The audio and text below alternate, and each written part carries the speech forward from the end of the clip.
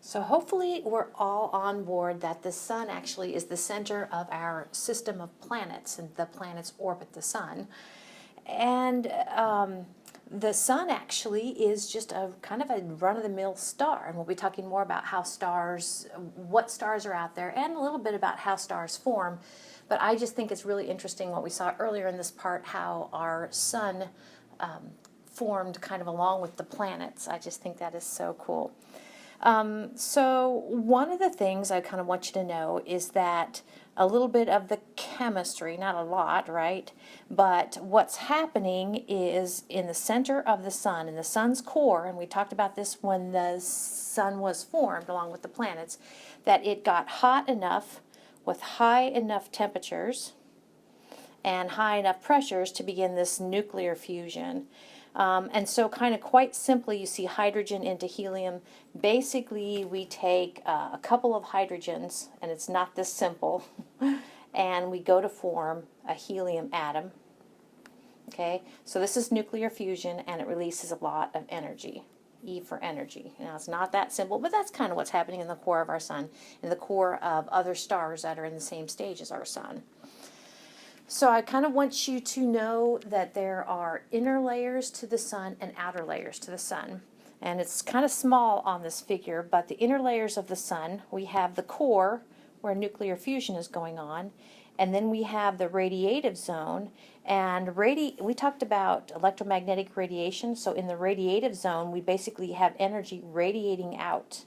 Okay, that's kind of cool. That's what we call kind of the butt-to-butt sort of energy coming out. Molecule to molecule, transferring energy from molecule to molecule. And then it hits a region of the inner part of the sun called the convection zone. And if you've ever looked at a lava lamp, where, this is my lava lamp, it was kind of an ugly looking lava lamp, but you have a heat down here for the lava, heating this fluid in here. And the thing about the lava lamp is you see hot blobs rise, okay, they cool down, and then, so this is hot, rising, and then they sink when they get cool, and they sink. This is cool, sinking.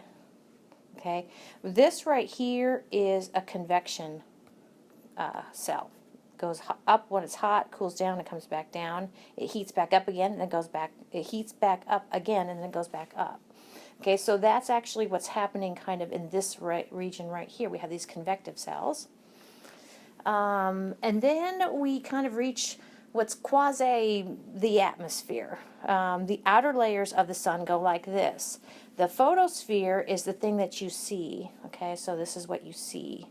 Never look at the sun because, well, you know, we glance at the sun, but if you look at it for any length of time, it obviously can very much damage your eyes. But when you glance up at the sun and see a disk, you're seeing the photosphere. Beyond the photosphere, we have a couple of layers. We have the chromosphere and the corona, in that order. So the corona is just, it's crazy that you would expect maybe the corona to be it's the outermost layer of the sun's atmosphere. You expect to be cool, but it's really very hot. It's actually hotter than the chromosphere, which I think is just amazing. So the sun is got two things going on. It's got the force of gravity pulling downward. Okay, we're kind of all familiar with gravity, and gravity was important to create the pressure, and actually during the contraction that also created the temperatures, high temperatures. So gravity is important, and it's still happening in the sun. And then it also, since it has this awesome amount of energy going on in its core, it has this outer sort of phenomenon thinking going on. Okay, so it has an outer pressure too.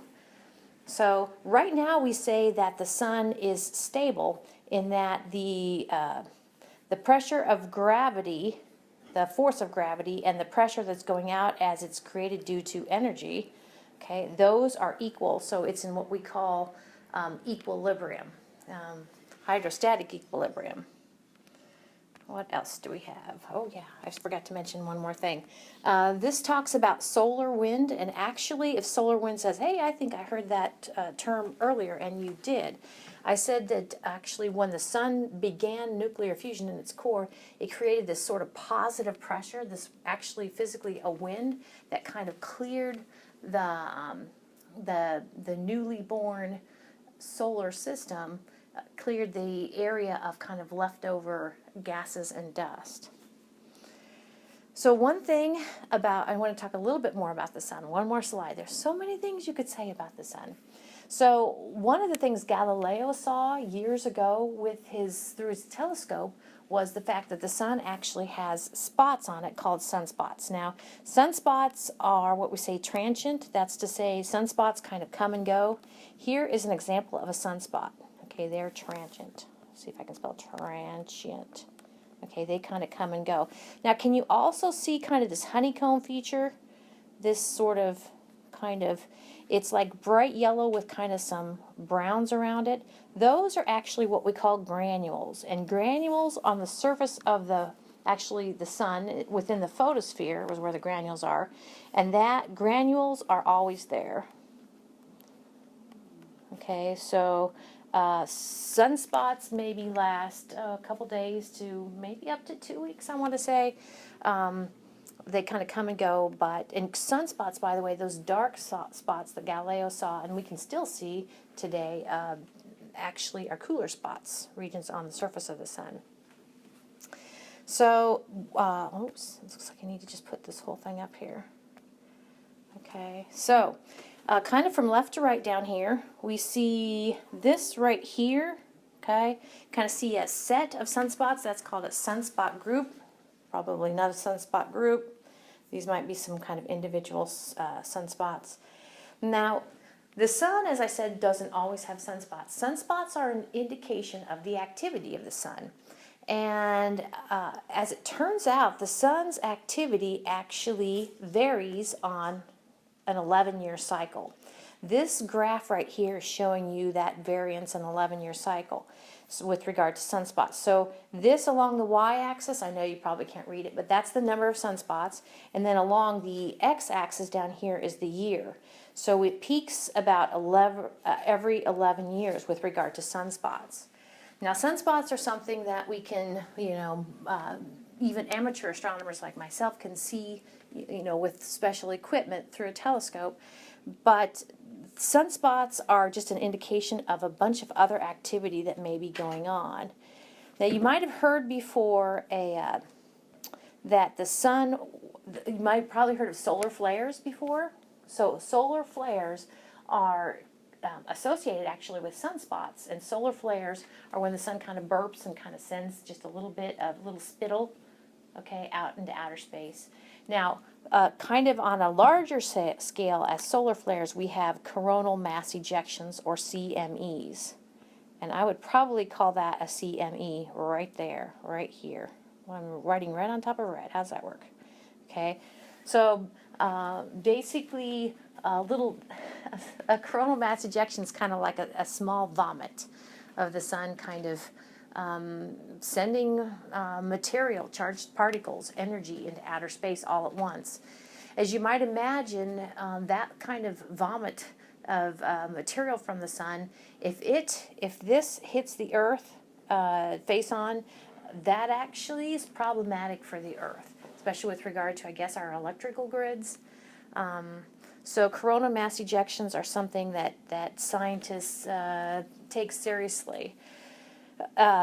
Lucky for us, actually, there are an assortment of spacecraft that are in outer space, that are studying the sun, and that's a good thing. So it's not just the United States. I know Japan has some up. I'm sure the European Space Agency has some up.